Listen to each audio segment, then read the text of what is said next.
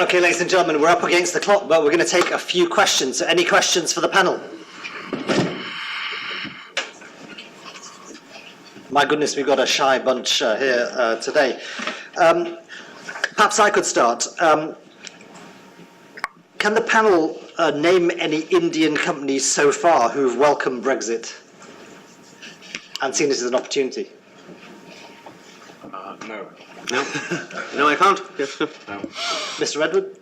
No, nor have I. Could I name any that haven't welcomed it? So I'm not able to answer that. Well, perhaps I could help you there. According to the FT last night, BK Goenka, chairman of Wellspun Group, a $3 billion turnover textile group, has said that as the pound has gone down so much, UK assets look quite interesting, and he's thinking of buying a few textile companies. So maybe that's one advantage. Well, this is, you have to be careful with Indian tycoons who will often talk about snapping up assets on the cheap and then not doing it. I mean, one comment I would make about Mihir and John's slight optimism. I mean, I haven't looked through what the vagaries of an India-UK free trade deal might look like, and I suspect, rather worryingly, neither has anybody else, especially on the Leave campaign. But while it may be that there are some bits of the EU India attempted a sort of abortive free trade agreement, which may be slightly easier. There are clearly other elements on services which are going to be much more difficult, where what the UK really would like out of such an arrangement is a more open approach within India in areas like legal services, and like a company like our hosts today would be interested in, or financial services. And that is an area where large chunks of the Indian economy remain relatively closed. You can't be a foreign law firm and open up shop in India. But there doesn't seem to be much sign that Mr. Modi is going to be willing to move forward on those sorts of areas, which would be very beneficial to the UK. So I don't know. I mean, if the UK wants to have a free trade agreement with India, which is largely beneficial to India and gives India what it wants, which is much easier visa regimes and that sort of thing, then that may be one thing. But many of the things that the British side and the city in particular have long wanted out of its relationship with India, it's not immediately clear to me that these are more likely to come now than they have before under a bilateral arrangement. So I don't know, John, maybe you're more optimistic. Yeah, I am more optimistic, because I mean the logic of trade agreements is that it's much more important to have them with developing countries with high barriers than to have them with advanced countries that have already got rid of most of their barriers under WTO rules, where there's not very much gain. I mean, we trade perfectly well with the United States of America with no EU trade deal in place, and once we've left, we'll still trade perfectly satisfactorily with America in the short term with no trade deal in place, and the trade is relatively free under WTO rules. Whereas with a lot of emerging markets, including India, there are very strong tariff and non-tariff barriers, and that's where I say I think with goodwill on both sides, you can strike a deal. It won't be a perfect free trade deal covering every item. I think it will be a work in progress, and there will be give and take on both sides, because whilst I hear all the clever criticisms of Mr. Modi that have understandably been made by the other two, Mr. Modi is the Prime Minister, and I think his destination is the one that we all share. He wants a more prosperous India, and he understands there have to be changes to modernise India, but as a politician he knows there are also very grave limits on how much he can sell some of those changes to his electorate, and how many of them he can get through his parliament. I mean, he did actually try to get the GST through, the land reform through, and the labour relations reforms through, and he was frustrated by the parliament. It wasn't that he lacked bravery, there weren't just the political opportunities for him to do it. So I think he's now trying to reform in other ways, and I do think the liberalisation of inward investment is quite brave, and I think it will actually make an impact, because it does open the Indian economy up to new investors and new ideas in ways which some of the vested interests in India will not find comfortable. There have been previous occasions when those ideas have been looked at and have been rejected because there is very, very strong kickback. I mean, I have some experience of this, because when we were in the opposition years, I did chair a global niche manufacturing business, which when I took it on, just had factories in the United Kingdom and the United States of America. And we chose to put factories into both India and China. And my experience in India was very good, I'm pleased to say. I attribute it to my team, not to me, because I was obviously very part-time, but I was offering strategic direction. And we were able to get a factory up and running, turning metal pretty quickly, despite all the bureaucracy. And we were then able to go on from there to turn profit pretty quickly.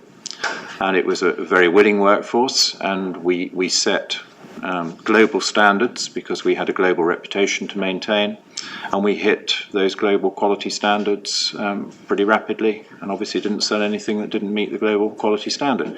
So I thought it was a good experience, and I think many other companies will want to follow. Patrick Cox from, Patrick Richards. From Cox. Yeah. My question is to Mr. Redwood. Talking in a sort of broad terms, Mr. Redwood, you're obviously an internationalist, looking at a democratic agenda. How do you reconcile? Thank you. So as an internationalist, how do you reconcile your internationalist aspirations with what feels to be generally a drift towards sort of hunkering down?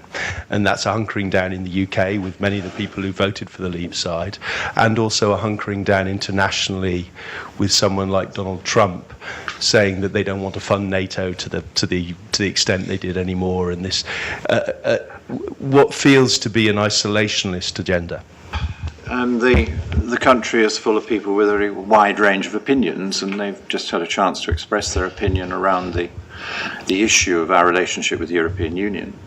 I think it is a very important political event. I don't think it's a very important economic event. I think we'll look back and say, what was that all about? That an awful lot of things will carry on, and that there won't be the disruption that people feared. And let's hope I'm right, but that is my strongly held view. We have to manage our economy and to conduct our politics, in my view, in a way which is tolerant and inclusive, and makes very clear that our democratic values include the values of mutual respect to people in society who have different views and a wish to find the common things that pull us together. And so it's very incumbent now on leading advocates of both Leave and Remain to do all they can to knit the community together and to condemn any incidents of abuse or unpleasant conduct or violence, as we always do. They are criminal activities, and we condemn them, and we will prosecute them. Oh, thank you. Just wanted to check if I recall, there's about 1,000 India companies who have their HQs here, and mainly they've set up their HQs here with a view to access Europe. With all the conversation that is going on about major companies like HSBC and so on, thinking about relocating their HQs, what does the panel think would happen to some of these Indian companies? And that's one question. The second question is to James. Basically, the big issue about Mr. Modi is that he has done a good job of selling India, but on political skill, as well as on the credibility, policy credibility and implementation credibilities of Make in India and smart cities, he seems to have fallen down very badly when it's put to scrutiny. Do you think that it is sufficient to rely so much on rhetoric and salesmanship for too long, and continues to do so? Yeah. Shall I take that one first? Yep, James. Actually, it's quite a sort of astute comment. I'm not sure what Mihir thinks about it. I mean, I think a lot of these things are better than nothing, and so I don't want to be uncharitable across the piece. I thought the point that John made about the political economy of India, and particularly the difficulties in the upper house, it's sort of slightly pointless criticising the government for trying to get them to do something that is impossible. I mean, you can argue the toss about the tactics that they undertook on some of these larger reform measures that have run against the blockage in the upper house. But in the end, nobody thinks this is easy, and it may just be that it is absolutely impossible, and therefore it's slightly unfair to make that criticism. Nonetheless, there are plenty of other areas where you don't have the upper house blocking you, where the government has been rather timid, and privatization is one of them, which I would have thought John would have been the first to sort of criticize them on, where there are lots of things that they could try and do that they haven't bothered doing. Lots of basket case state companies and crummy banks where they're moving at an incredibly slow pace, if at all. On the issue of sloganeering, I mean, Modi loves a good slogan, and it's one of his great virtues as a politician that he is able to somehow, even something like smart cities, is a way of articulating the problem of urbanization in a way that people can understand. And there are a range of other things. Make in India, probably the most strategically significant barrier that India faces. Make in India has galvanized people. But the problem is often behind these slogans, the reality of the reform program is rather more disappointing. So smart cities is one, where what the 100 smart cities conjures up in your mind is very different from the very limited projects that they're introducing. Make in India is the same, and there are many others that are even worse. I mean, some of the social agenda, some of the social priorities, like the program on cleaning up the streets or providing toilets or electrification, often these programs are sort of almost nothing is there behind the slogan. So I think while the sloganeering can be a useful way of sort of focusing attention, using the bully pulpit, as it were, Modi's problem is that he's a better sloganeer than he is at delivering programs to, make good on his programs. I don't know what you agree with that? Or? Well, actually, yes. In fact, I would be actually perhaps a little more positive than James. I think on the role of rhetoric in this. And it's unconscious on the part of Mr. Modi. I think when Mr. Modi creates these rhetorical slogans, he's talking to voters, or he's talking to the outside world. But what they do succeed in doing sometimes is giving direction to his own extremely unwieldy government and to the various other levels of government that he does not directly control. So the clarity of something like let's clean the streets or make in India means that throughout this sort of extremely complicated ship of state that's busy, pulling in different directions, for the first time you can see actually where shore is and head in that direction. So I won't, knock rhetoric purely as a device for creating a certain kind of coherence within the implementation of that policy. However, for that to happen, you also have to have a policy. And you also have to judge the policy on the basis of what it contains. And the Make in India policy is not much of a manufacturing policy. The smart cities thing, as James has said, does not include crucial parts of what would help actually create urbanization, which is creating a pipeline from rural areas to urban agglomerations, ensuring that local urban governments have significantly more power and accountability that they have now. Currently, the idea is that a smart city would be a project run by a CEO who can be appointed or removed by the Secretary of Urban Development in Delhi.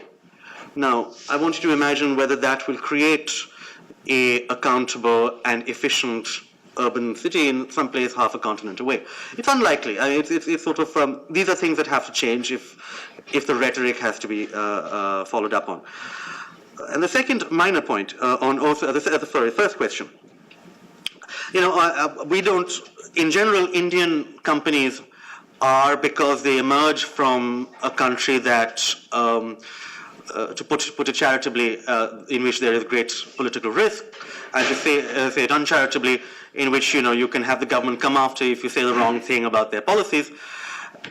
They tend to not necessarily take very strong stands on any political thing that they see as divisive.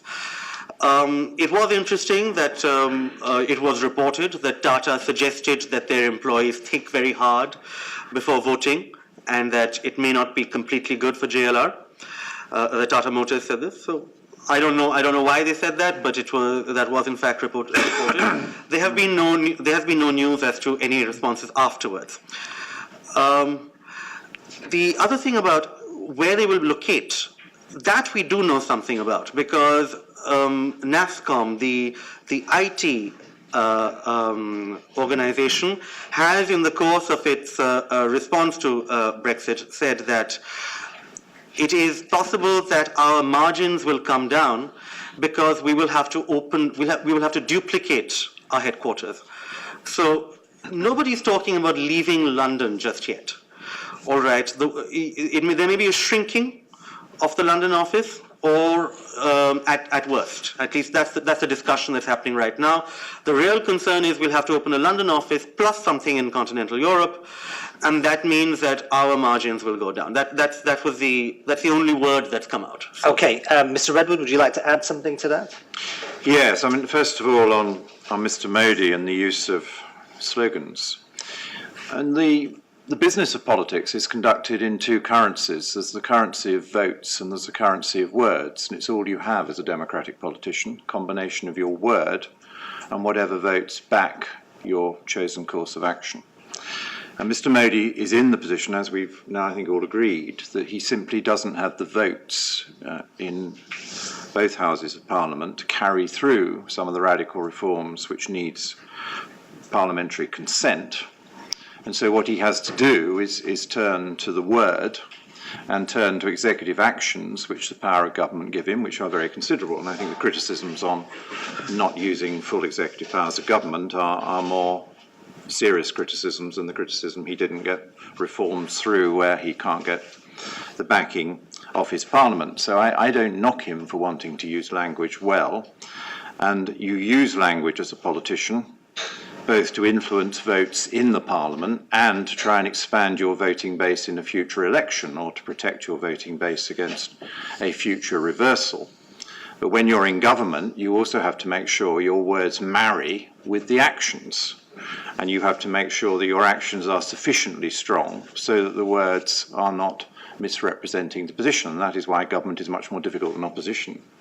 Because in opposition, nobody can ever be sure whether your words would have worked or not, because you're only putting them out on a trial basis rather than having to do them. So government is much more complicated, much more rewarding, because you can see how good you are at doing things, but you're always in a democracy under the constraint that you may not be able to get voting approval for all the things you want, either from the electorate or from the parliament.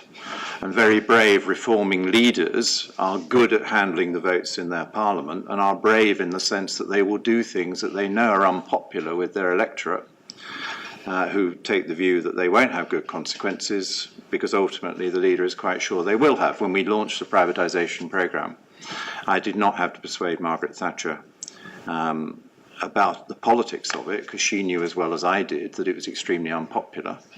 But I persuaded her that it was going to have very beneficial economic and industrial consequences and that we'd get sufficient of those visible before we had to face the electorate again. And so she very bravely went ahead with it. I'm not sure many other leaders would have done that, if any. And fortunately it worked, and it did not impede our re-election, although I can't say that the fact that we privatised British telecoms helped our re-election, but it certainly helped the British economy and it certainly helped the British city. Because if we'd carried on with the state monopoly, totally inadequate telecom system we had, we wouldn't have had the city revolution and Big Bang, and it wouldn't have been possible to put in all that electronic capacity on which the modern city is based. So it was a vital reform for where we now are, but it wasn't particularly popular politics. And I can remember having my car in the relevant election plastered with, say, BT stickers from well-wishers. And that was the sort of mood of the time, you know, and I wasn't even a candidate in that election. But they'd worked out who owned the car. On the issue of headquarters in Britain, well, HSBC, of course, had a full-scale investigation into whether they should stay in the United Kingdom or not prior to the referendum vote. And they reached their conclusion that they wished to stay in Britain just before the referendum vote. And so obviously they didn't think the referendum vote was a crucial issue, because they could have rolled on their review for a few more months to wait and see the outcome. And remember that HSBC were not choosing between London and Frankfurt or London and Paris. They were choosing between London and Hong Kong. And the issue there was, did they have such a critical mass of Asian business now that it made more sense to have their headquarters in an Asian centre, perfectly good centre, and they looked at the relative positions on regulations, costs and all the rest of it between Hong Kong and London, and determined in favour of London. And they had, in the meantime, got some flexible response out of the British Finance Ministry because they felt some parts of the deal were not adequate, and the Chancellor Exchequer Finance Minister agreed with them and made some improvements, showing that it was possible for London to have a flexible response because it was a prized investor in our country with a major headquarters, and we were very keen to keep them. So it showed flexibility on both sides. I don't know of any companies currently planning to move their headquarters to Frankfurt or Paris or wherever because of the recent vote, and I think they would be unwise to do so.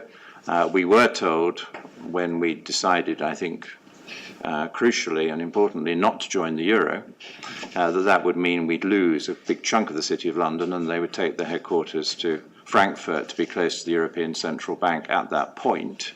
And they didn't. And I think that was a bigger issue, really, from this point of view, than this negotiation of a new relationship with the EU as a whole. I think the euro is a much more fundamental issue, and we withstood that test, although I remember being told on many occasions in debates that I was completely wrong wanting to keep us out of the euro, and that I was deliberately damaging the City of London as a result.